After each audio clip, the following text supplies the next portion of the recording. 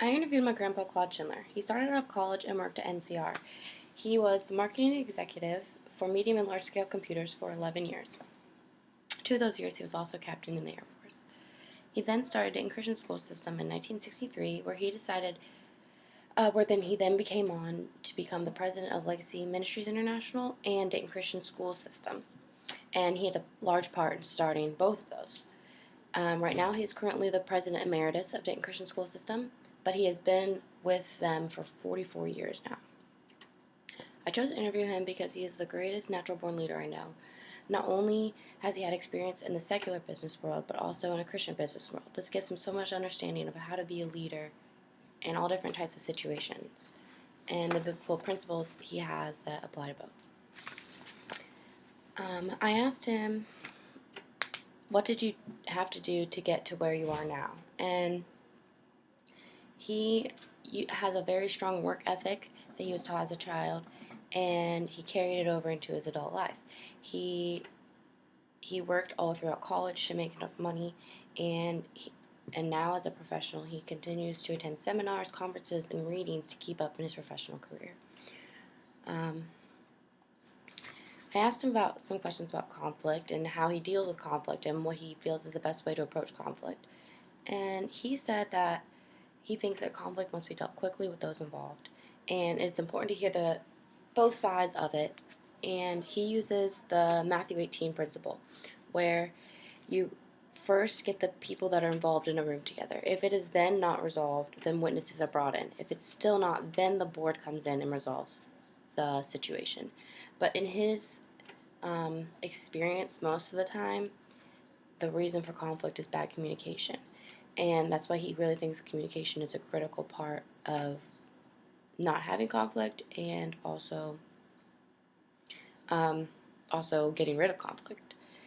And he thinks that it should be resolved immediately, or dissension can permeate into the organization quickly. So I asked him what are the habits/routines that help him be successful.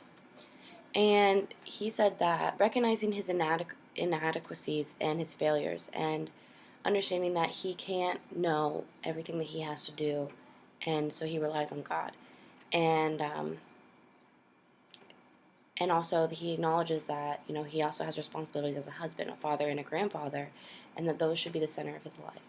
And so it's not all about doing the right things in the workplace. He believes, a lot of it is relying on God to help him when he feels inadequate. I said, is taking on responsibilities you are more passionate about more important than ones that would accelerate your career, and why? And he thinks that, not everything is as exciting as you want it to be, but a lot of the times it's what you have to do. He said, I have said that there's nothing that one will do that doesn't have challenges that are not fun. I think that's a good lesson. I asked him, how would you describe your relationship with the people you lead, and how is it important that they like you? He said it must be one of a servant leader, and that he has always had an open door policy, encouraging them to come to him with concerns professionally and personally, so that he can be there for them no matter what, and pray with them if they need him to pray with them, or give them professional advice if they need it. I asked him, what ways do you exemplify your leadership skills in the workplace? And he listed off a couple ways that he really feels are important to incorporate. He said, affirmation of those in ministry with you, delegating responsibilities, communication frequently with all, empowering all, not having a top-down management scale, and having an inner circle. He talks about how the inner circle is very important because he believes that you need the gifts of everyone involved. You can't do it alone. You have to be humble, and everyone has different gifts that make the mission possible. And I then asked him what his biggest struggle for him as a leader was, and what advice does he have. And he said the leader is the focus of an organization. All decisions, those good and bad, rest on the leader. And there's a desire to be approved or disproved, and you can't follow that.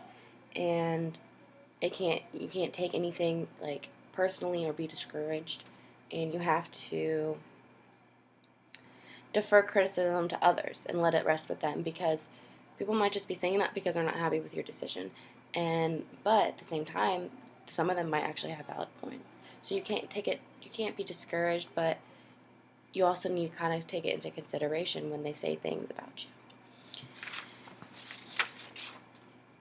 you. And overall, he says that his biggest influence most in his career is God, and that he has been able to help him when he is not able to do it. And I think that that is awesome, that he understands that he did not get where he is now today by himself, and he did not create an awesome school system where I went to school, um, and where my parents went to school, and all my cousins and siblings and everyone alone. And he learned all of this with the grace of God and with the help of God. And I think it's good to know that there's also, you know, secular principles to know and biblical principles to know. And that's all I have. Keep it.